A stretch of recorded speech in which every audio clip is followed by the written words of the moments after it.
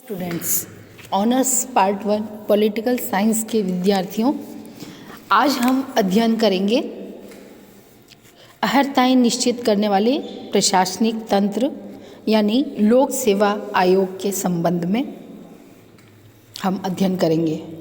इससे पूर्व हमने विभिन्न परीक्षण प्रणालियों का अध्ययन किया था, जिसमें हमने देखा था कि नियुक्तियों के संबंध में किस किस प्रकार से हम अर्हताएं निश्चित करने की पद्धतियां निर्धारित करके और हम लोक सेवाओं के लिए प्रत्याशियों का चयन कर सकते हैं। अभ्यर्थियों की योग्यता का तुलनात्मक परिमाप करने के लिए जिन परीक्षण प्रणालियों को अपनाया जाता है उनके संबंध में जो हमने अध्ययन किया, तो ये निष्कर्ष निकाला जा सकता है कि कोई भी ऐसी आदर्श परीक्षण प्रणाली नहीं है जो पूर्णतया विश्वसनीय हो और उम्मीदवार के समस्त अपेक्षित गुणों का पता लगा सके। जैसा कि टॉमलिन आयोग ने भी कहा है कि प्रत्येक परीक्षण प्रणाली के अपने अपने खतरे हैं। इंग्लैंड, अमेरिका और भारत में प्रचलित प्रणालियों के संशोधन और सुधार के लिए वहाँ भी अनवरत प्रयास चल रहे हैं। व्यवहार और अनुभव के आधार पर ये कहा जा सकता है कि विशेषज्ञों और कुछ बहुत ऊंचे प्रशासनिक अधिकारियों के चयन के लिए चयन मंडल रीति का उपयोग किया जा सकता है, जिसमें उम्मीदवार की योग्यता और उससे संबंधित जो भी अभिलेख हैं उनकी जांच और साथ में साक्षात्कार को भी इसमें जोड़ा जा सकता है। जिन उच्चतर और निम्नतर पदों के लिए जिनकी संख्या बहुत बड़ी होती है और जिनके लिए समान योग्यताओं की आवश्यकता होती है, उन श्रेणियों के निर्माण के लिए खुली प्रतियोगिता परीक्षा का आयोजन किया जा सकता है, जिसमें लिखित और मौखिक परीक्षाएं होती हैं। कुछ कुशल कारीगरी या कारीगरों की भर्ती के लिए कार्य प्रदर्शन परीक्षाएं भी हो सकती हैं और साधारण श्रमिकों के लिए औपचारिक रीति का प्रयोग नहीं किया जाता, बल्कि उसमें किसी की शारीरिक शक्ति की परीक्षा या स्वास्थ्य परीक्षा कराकर भी काम चलाया जा सकता है, या एक साधारण मौखिक परीक्षा लेकर ये पता लगाया जा सकता है कि प्रत्याशी का चयन किया जाए या न किया जाए। साथ ही लिखित परीक्षा और साक्षात्कार की जो प्रविधियां हैं उनके विषय में काफ़ी मतभेद है विद्वानों में, और इस संबंध में कोई सहमति नहीं बनी है कि एक आदर्श तरह का साक्षात्कार कैसा हो सकता है, और इसके लिए अभी भी नए नए मनोवैज्ञानिक परीक्षण और कई अन्य युक्तियों को निकालने का प्रयास किया जा रहा है। अर्हताएं निश्चित करने वाला एक प्रशासनिक तंत्र भी वर्तमान समय में अस्तित्व में है, जिसे हम लोक सेवा आयोग कहते हैं। लोक सेवा आयोग प्रतियोगी परीक्षाओं का संचालन करने के लिए एक स्वतंत्र निकाय के रूप में कार्य करता है, और ये दलगत राजनीति से मुक्त रखा जाता है। लोकतंत्रात्मक देशों में सिविल सेवाओं की भर्ती करने का ये एक महत्वपूर्ण तंत्र है, और ये कोशिश की जाती है कि ये तंत्र एक स्वतंत्र आयोग के रूप में कार्य करे। ग्रेट ब्रिटेन में जो स्थायी सरकारी पद हैं उन पदों पर नियुक्ति के लिए और उनकी योग्यताओं के निर्धारण के लिए जो स्वतंत्र निकाय है उसे लोक सेवा आयोग के द्वारा संपन्न किया जाता है, और 1855 में इसकी स्थापना की गई थी और ये स्वतंत्र संस्था के रूप में कार्य करता रहा है। और इसमें स्थायी कर्मचारियों की नियुक्ति, प्रशिक्षण और व्यावसायिक विकास संबंधी नीतियों से लोक सेवा आयोग में काफ़ी निकट का संबंध रखता है, यानी वो इन कार्यों का संचालन करता है। और ये आयोग नीति और निर्धारण और नियोजन के लिए भी उत्तरदायी है। इस आयोग के सदस्य अपने कार्यों का संचालन स्वतंत्रतापूर्वक करें, किसी प्रकार का भेदभाव न रखें। इसलिए ताज के द्वारा, यानी ब्रिटिश सम्राट या साम्राज्य के द्वारा इनकी नियुक्ति की जाती है और उसी की इच्छा पर्यंत वो अपने पद पर बने रहते हैं। और ब्रिटिश लोक सेवा आयोग की निष्पक्षता और स्वतंत्रता तो पूरे विश्व में जानी जाती है। 1883 में अमेरिका में लोक सेवाओं के लिए भर्ती और परीक्षा संबंधी गतिविधियों को संचालित करने के लिए एक लोक सेवा आयोग को बनाया गया और ये कार्य उसको सौंपे गए। अमेरिकी संघ लोक सेवा आयोग में 3 आयुक्त होते थे, जिनकी नियुक्ति सीनेट की सहमति के द्वारा राष्ट्रपति के द्वारा की जाती थी। और वहाँ पे ये वैधानिक व्यवस्था की गई है कि आयोग के सदस्य दोनों राजनीतिक दलों से लिए जाएंगे।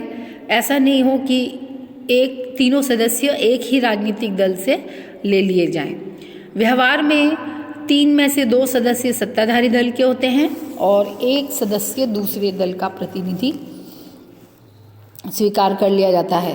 राष्ट्रपति को ये अधिकार दिया गया है कि वह किसी आयुक्त को अपने समय से पूर्व अपने पद से हटा देता है, लेकिन अगर कोई रिक्त स्थान हो जाता है तो उस पर नियुक्ति के लिए सीनेट की सहमति लेना अनिवार्य होता है।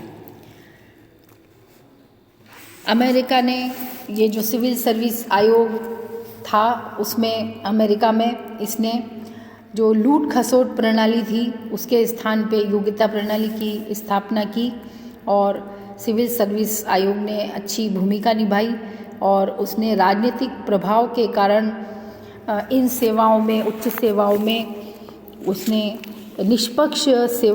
निष्पक्ष भर्ती का रास्ता अपनाया। आयोग की स्थापना भी इसलिए की गई थी कि राजनीतिक प्रभाव के कारण जो लोग हैं वो इन सेवाओं में प्रवेश नहीं कर पाएँ और उसने ये कार्य बड़ी अच्छी तरह से किया। लेकिन ये कहा गया कि उसने अच्छे प्रत्याशी चुनने के लिए जो दायित्व थे उस और प्रयास नहीं किया। और फिर अमेरिका में औद्योगिकरण के कारण सरकार को अच्छे कर्मचारियों के लिए निजी क्षेत्र से कंपटीशन करना पड़ता है, क्योंकि जो सुयोग्य कर्मचारी होते हैं वो निजी क्षेत्र में भी जाना पसंद करते हैं। 1978 में सिविल सर्विस अधिनियम के अनुसार संघीय लोक सेवा आयोग को अमेरिका में बाद में समाप्त कर दिया गया और अब इसके दायित्वों को 4 अथॉरिटीज़ को, कमीशन को सौंपा गया, जिनके नाम हैं ऑफिस ऑफ पर्सोनल मैनेजमेंट, दूसरा है मेरिट सिस्टम प्रोटेक्शन बोर्ड, तीसरा है फेडरल लेबर रिलेशन अथॉरिटी और चौथा है इक्वल एम्प्लॉयमेंट अपॉर्चुनिटी कमीशन। तो इस तरह से उच्च सेवाओं में भर्ती की व्यवस्था की गई है। भारत में उच्च सिविल सेवाओं के लिए लोक सेवाओं की भर्ती संघ लोक सेवा आयोग के द्वारा यूनियन पब्लिक सर्विस कमीशन के द्वारा की जाती है। संघ लोक सेवा आयोग के साथ साथ भारत सरकार ने कर्मचारी चयन आयोग, रेलवे भर्ती बोर्ड और कुछ अन्य एजेंसियों की स्थापना की है, जिसके माध्यम से केंद्रीय मंत्रालयों और विभागों और उनसे जितने भी संबद्ध हैं अधीनस्थ कार्यालय हैं या समूह ग के पदों पर भर्ती और केंद्रीय सचिवालय में सहायकों और आशुलिपिकों की भर्ती के जो पदों पर जो भर्ती की जाती है उनका दायित्व इन बोर्ड्स को और आयोग को सौंपा गया है। संघ लोक सेवा आयोग ने सिविल सेवा परीक्षा की जो मौजूदा योजना की समीक्षा करने की दृष्टि से 2000 में योगेंद्र कुमार अलग की अध्यक्षता में एक समिति गठित की थी और इस समिति के विचारार्थ जो विषय थे उसमें मोटे तौर पे सिविल सेवा परीक्षा की जो वर्तमान में जो योजना है और उक्त योजना के संचालन की प्रणालियों के जो पुराने एक्सपीरियंस रहे हैं और जो उस समय की अपेक्षाएं थी, उसकी जांच पड़ताल करके एक उपयुक्त योजना तैयार करने का दायित्व उसको सौंपा गया और उसे कहा गया कि वो इन प्रणालियों में और उस प्रणालियों की कार्यविधियों में जो भी बदलाव करना चाहते हैं उसकी सिफारिशें करें। 2001 को समिति ने अपनी रिपोर्ट आयोग के अध्यक्ष को प्रस्तुत की थी और रिपोर्ट में योग्य एवं कुशाग्र बुद्धि प्रत्याशियों की परख के लिए सही पद्धति अपनाने की सलाह दी थी। समिति ने सिविल सर्विस परीक्षा में बैठने वाले प्रत्याशियों के लिए नए तरीके से मानदंड तय करने की सिफारिश की है। उसका कहना है कि प्रत्याशी की योग्यता, ज्ञान, कौशल, समझ और मूल्यों को भी पहचाना जाना चाहिए। समिति ने साक्षात्कार के आधार पर व्यक्तित्व का मूल्यांकन करने की पद्धति के स्थान पर व्यापक और वस्तुपरक पद्धति के जरिए व्यक्तित्व की पहचान किए जाने का प्रस्ताव रखा। 1979 से भारत में उच्च स्तरीय सिविल सेवा में भर्ती की जो प्रणाली रखी गई उसमें परीक्षा की 2 अवस्थाएं हैं, प्रारंभिक सिविल सेवा परीक्षा और दूसरी सिविल सेवा प्रधान परीक्षा। बाद में इन परीक्षाओं में किस किस तरह से विषयों में परिवर्तन किया गया, लेकिन मोटे तौर पर प्रारंभिक सिविल सेवा परीक्षा, उसके पश्चात प्रधान परीक्षा और जिसमें लिखित परीक्षा और साक्षात्कार दोनों शामिल होते हैं, इस तरह की प्रक्रिया को अपनाया गया है। उम्मीदवारों द्वारा जो प्रधान परीक्षा दी जाती है उसके आधार पर प्राप्त किए गए अंकों के आधार पे उनका अंतिम योग्यता क्रम निर्धारित किया जाता है और साक्षात्कार के लिए बुलाए जाने वाले उम्मीदवारों की संख्या भरी जाने वाली रिक्तियों की संख्या से दुगनी रखी जाती है और परीक्षा में उम्मीदवारों की स्थिति और विभिन्न सेवाओं और पदों के लिए उनके द्वारा वरीयता क्रम को ध्यान में रखते हुए उन्हें विभिन्न सेवाओं में आवंटित किया जाता है। भारत में जो भर्ती पद्धति है उसकी भी आलोचना की जाती है। जैसे ये कहा जाता है कि भर्ती प्रणाली में कल्पना का अभाव है। पाल एच एपिलबी ने भारतीय भर्ती प्रणाली के संबंध में कहा है कि भारत में भर्ती की पद्धति पर्याप्त मात्रा में कल्पना युक्त है, इमेजिनेटिव है और सजेस्टिव नहीं है। उन्होंने कहा कि विभिन्न रिक्त पदों के लिए जो विज्ञापन दिए जाते हैं वो ऐसे लगते हैं कि लोक संपर्क अधिकारियों के द्वारा नहीं दिए गए हैं बल्कि वकीलों के द्वारा लिखे गए हैं। दूसरी आलोचना ये कही जाती है परीक्षा पद्धति में आधुनिकता का अभाव है और घिसी पिटी पुरानी परीक्षा पद्धति के माध्यम से इनका सिलेक्शन किया जाता है और ये परीक्षा पद्धति आधुनिकतम नहीं है। नवीन वैज्ञानिक तरीकों को इसमें स्थान नहीं दिया गया है और ये प्रणाली रटंत विद्या अपनाने को प्रोत्साहित करती है।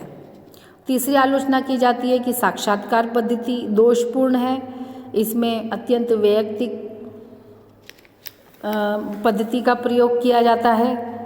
एक प्रत्याशी को साक्षात्कार मंडल के विभिन्न सदस्यों के द्वारा जो अंक दिए जाते हैं उसमें भी कई बार बहुत अंतर होता है और इसके माध्यम से अभ्यर्थियों के व्यक्तित्व का उचित मूल्यांकन नहीं किया जा सकता है।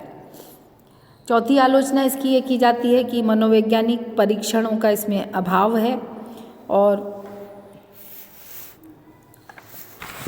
इसके बगैर उचित प्रत्याशियों की नियुक्ति अच्छी तरह से नहीं हो सकती है, क्योंकि इसके माध्यम से वैयक्तिक विशिष्टताओं का ठीक ठीक पता नहीं लगता है बगैर मनोवैज्ञानिक परीक्षणों के। ये भी कहा जाता है कि भारत में लोक कर्मचारियों की भर्ती राजनीतिक प्रभावों से या पॉलिटिकल प्रेशर से मुक्त नहीं है। अनेक राज्यों में जो महत्वपूर्ण लोक सेवा आयोग के अधिकार क्षेत्र से बाहर जो पद हैं वो रखे गए हैं। केवल इतना ही नहीं बल्कि राज्य सरकारें लोक सेवा आयोगों की अनुशंसाओं को अस्वीकृत करते हुए जो उनकी ऑर्डर ऑफ मेरिट उनके द्वारा जारी की जाती है उसमें भी सफल अभ्यर्थियों की सूची में हेरफेर कर देती है, ऐसा आलोचना की जाती है। साथ ही ये भी कहा जाता है कि पदोन्नति केवल एक ही विभाग में संभव है और कर्मचारियों की पदोन्नति एक ही विभाग में की जाती है। रेल विभाग के कर्मचारियों को रेल विभाग में ही पदोन्नत किया जाएगा, शिक्षा विभाग के कर्मचारियों को शिक्षा विभाग में पदोन्नति दी जाएगी इत्यादि। तो ऐसी व्यवस्था में अनेक योग्य कर्मचारी बिना पर्याप्त पदोन्नति के ही सेवानिवृत्त हो जाते हैं। तो फिर एक भर्ती की आदर्श प्रणाली कैसी होनी चाहिए? LD वाइट का कहना है कि यदि लोक सेवा आयोग की शर्तें निजी रोजगार की अपेक्षा बहुत कम संतोषजनक होंगी तो फिर लोक सेवाओं की ओर आकर्षित होने वाले उम्मीदवारों की कुशलता और योग्यता का स्तर भी बहुत नीचे होगा।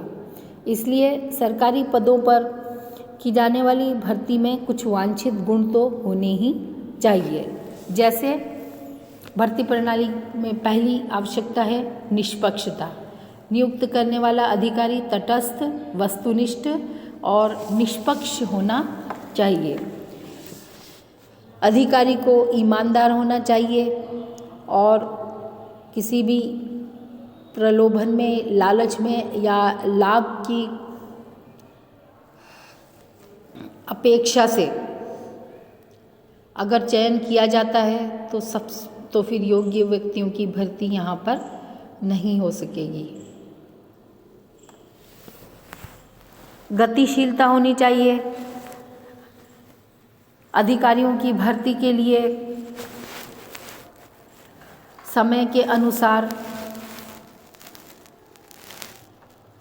आर्थिक सामाजिक न्याय की स्थापना के लिए प्रशासक को प्रयत्नशील होना चाहिए और प्रशासक से ये उम्मीद की जाती है कि वो बदलते समय के साथ में अपनी भूमिका में भी परिवर्तन करेगा और गतिशील रहेगा। नई खोज से युक्त होनी चाहिए और आदर्श प्रणाली में नई नई खोजों को अपनाया जाना चाहिए और साक्षात्कार की पद्धति के स्थान पर मनोवैज्ञानिक परीक्षण करना चाहिए। इसलिए हम ये कह सकते हैं कि आदर्श भर्ती प्रणाली को अपनाने के लिए अधिकांश सरकारों को प्रयास करने चाहिए ताकि उनको लोक प्रशासन में विकास के लक्ष्यों को प्राप्त करने के लिए अधिक योग्य कर्मचारी मिल सकें। Keep learning, keep growing. Thank you very much.